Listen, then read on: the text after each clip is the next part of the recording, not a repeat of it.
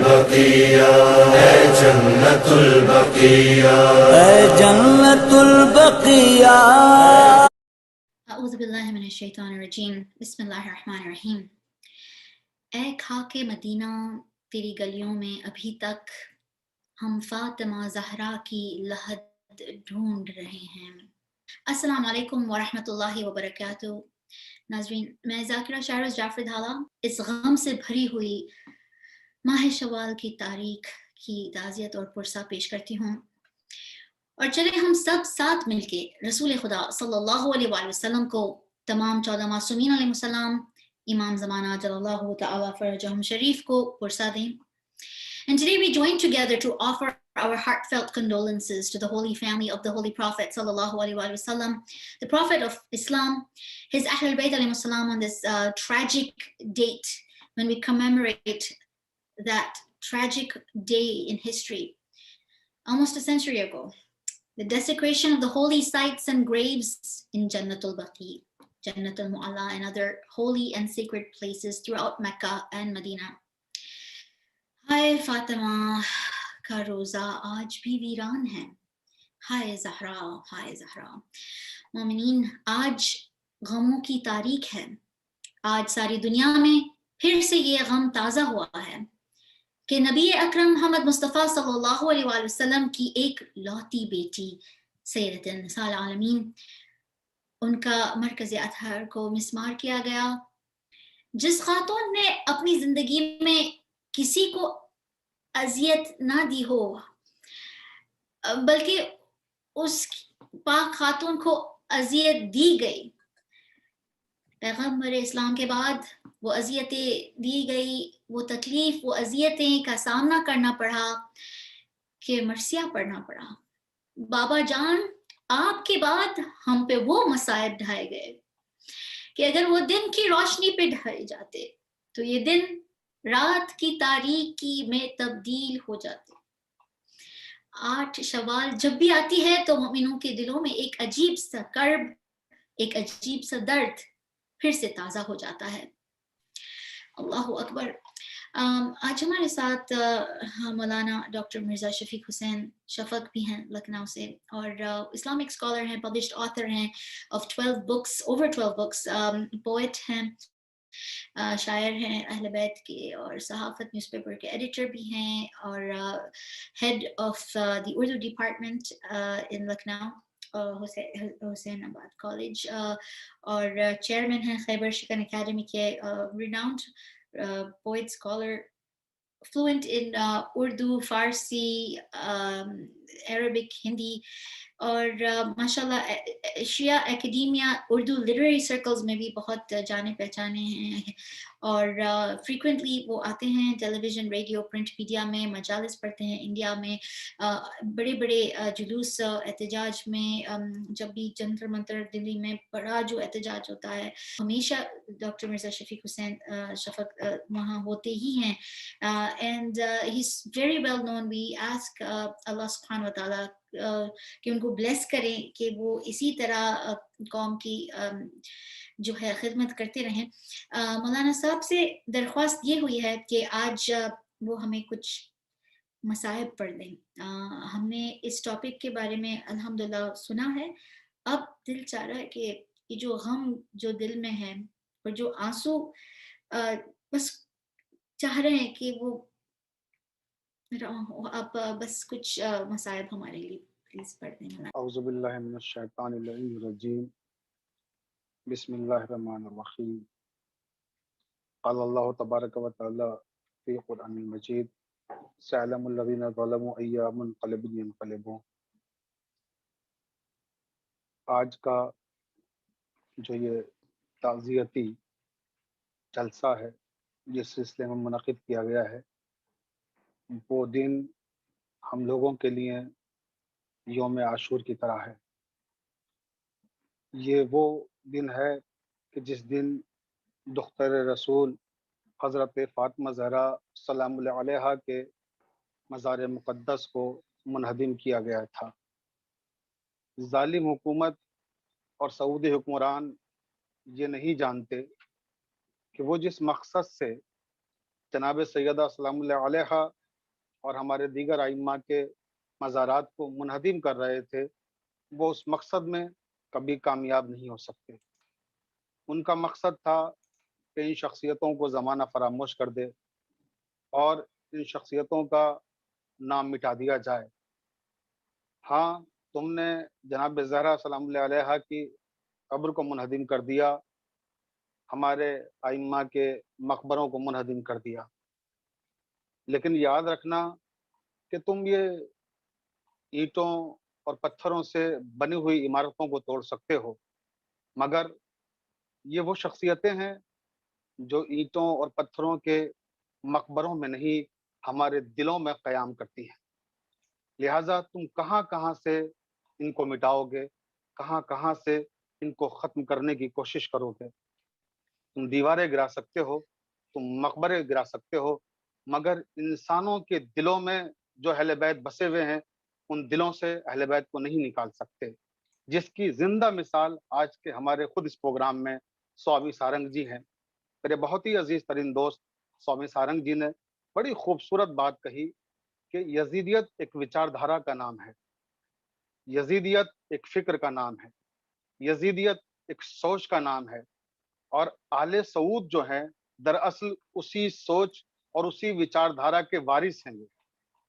ये वही नस्ल है जो नस्ल यजीद है, ये वही लोग हैं जिनका ताल्लुक आले सऊद से है, और आले सऊद को मैं आले यहूद कहता हूँ कि ये आले यहूद हैं, और ये सारे के सारे आले यहूद और आले सऊद लानत के हकदार हैं। मेरी हर सुबह का आगाज और हर शाम का इख्तिताम दुश्मनाने ज़हरा पर लानत भेजने से होता है। जब तक मैं इन पर लानत न भेज लूं, न मेरी सुबह का आगाज होता है, न मेरी शाम का इख्तिताम होता है। क्योंकि शहरोज साहिबा ने मुझे हुक्म दिया है कि मुझे मसाइब पढ़ने हैं, लिहाजा मैं इस सिलसिले में अब ज़्यादा कुछ नहीं कहूँगा। बहुत कुछ मुझसे पहले मुकर्रिरीन कह चुके हैं इस हवाले से। बस आखिरी बात और उसके बाद मसाइब के चंद फ़िक्र कह के तकरीर को तमाम कर दूंगा कि अक्सर लोग ये कहते हैं कि ये जो हम एहतजाज करते हैं, इस एहतजाज का हासिल क्या है? क्या हमारे इस एजिटेशन से, क्या हमारे इस एहतजाज से जनाब ज़हरा सलामुल्लाह अलैहा की कब्र तामीर हो जाएगी? तो यकीन जानिए कि हमारा ये एहतजाज, हम समझते हैं कि हुकूमती मजबूरियां हैं, समाजी और सियासी तकाजे हैं कि हम अस खुद जाके कब्र तामीर नहीं कर सकते। जैसा कि अभी स्वामी जी ने भी कहा कि अगर हमें वहाँ की हुकूमत इजाज़त दे तो हम सब कुछ कर सकते हैं। तो हमारे सामने आलमी सतह के कवानीन हैं, जिसकी वजह से हम कानून को अपने हाथ में नहीं ले सकते। अगर कानून हमारे हाथ में हो तो सिर्फ एक दिन लगेगा कि इस जालिम हुकूमत का खात्मा होगा, और एक दिन लगेगा कि वहाँ ये सारे मज़ारात तामीर हो जाएंगे। क्योंकि इन्हें नहीं मालूम कि हमारा ताल्लुक किस कबीले से है, हम कौन लोग हैं।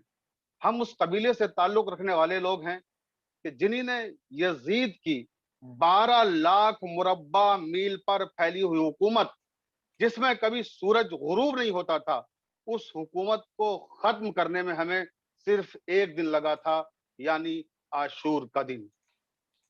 हमने इतनी बड़ी हुकूमत को एक दिन में खत्म कर दिया था। एक दिन में सब्र पे आया शबाब, एक दिन में जुल्म बूढ़ा हो गया। तो याद रखें ये जालिम हुक्मरान कि अगर हम कानून को अपने हाथ में ले लें तो सिर्फ एक दिन का काम ये हमारे लिए है। लेकिन हम अली वाले और हम हुसैनी, हम वो लोग हैं जो हमेशा कानून का एहतराम करते हैं, हम उसूलों के पाबंद लोग हैं। बस मैंने इसी मरहले पर पहुंचकर अपनी तकरीर को रोक दिया, क्योंकि अब वक्त नहीं है। मुझे चंद फिक्र मसायब के भी कहने हैं। अभी जैसा कि शरो साहिबा आपने कहा कि जब आप मदीना मुनव्वरा गईं तो आपने वहां अश्क बहाए, और मैं देख रहा हूँ मुसलसल आप तो हम लोगों के मुकर्रिरीन के फिक्रों पर रो रही हैं। परवरदिगार आपको इसका बेहतरीन सिला दे कि जब मैं मदीना मुनव्वरा गया तो मैं वहां पहुंचने के बाद एक दिन तक मैं ये हिम्मत नहीं कर सका कि मैं जन्नतुल बकी जाऊं। मैं रोजा रसूल तक गया और वापस आ गया, जीने चढ़ने की हिम्मत नहीं थी मेरे अंदर। پھر دوسرے دن میں نے اپنے اندر طاقت پیدا کی کہ میں ان اجڑی ہوئی قبروں کو دیکھ سکوں اپنی آنکھوں سے، اور پھر میں گیا جنت البقیع کی طرف۔ جب وہاں میں پہنچا تو میں نے وہاں پہ ایک عجیب منظر دیکھا کہ ایک ایرانی قافلہ شہزادی کی قبر جہاں ہے، دروازے پہ تالا لگا ہوا ہے، قفل لگا ہوا ہے۔ میں نے کائنات میں پہلا قبرستان ایسا دیکھا ہے کہ جہاں قبروں پہ تالا لگایا جاتا ہے، جہاں قبروں کو مقفل کیا جاتا ہے۔ خدا ان ملعونوں پہ لعنت کرے کہ انہی نے ہمیں ہماری شہزادی کی قبر پہ جانے کا بھی ایک وقت معین کر رکھا ہے۔ ہم اپنی آزادی سے نہ شہزادی کی قبر پہ جا سکتے ہیں، نہ دو آنسو بہا سکتے ہیں۔ تو میں نے یہ منظر دیکھا کہ جب میں وہاں پہنچا کہ ایک ایرانی قافلہ تھا، اور وہاں ایک ایرانی مقرر فارسی میں تقریر کر رہا تھا۔ میں بھی اس قافلے کا حصہ بن گیا۔ اس کے جملے اتنے درد انگیز تھے کہ کوئی انسان بھی وہاں کھڑا ہوا اپنے آنسو نہیں روک پا رہا تھا۔ وہ ایرانی سارے حضرات اور وہ مقرر وہ تقریر کرتے ہوئے کہہ رہا تھا کہ اے جناب فاطمہ زہرا، ہمیں معاف کر دیجیے گا، ہم آپ کی اجڑی ہوئی قبر کو دیکھتے ہیں کبھی، اور کبھی آپ کے بابا کے مرکز کو دیکھتے ہیں جو روشنیوں میں ڈوبا ہوا ہے، اور آپ کی قبر ہے کہ جو اندھیروں میں ڈوبی ہوئی ہے۔ اے شہزادی، آپ کے بابا کے مرکز بے سایہ ہے اور آپ کی قبر بے سایہ ہے۔ یہ کہنے کے بعد اس ایرانی مقرر نے ایک چیخ ماری اور کہا کہ اے شہزادی، ہمارے حصے میں آپ کا ایک فرزند آیا، امام رضا علیہ السلام۔ شہزادی دیکھیے ہم نے ان کا کیسا عالی شان مرکز بنایا ہے، ہم نے کیسا عالی شان روزہ بنایا ہے۔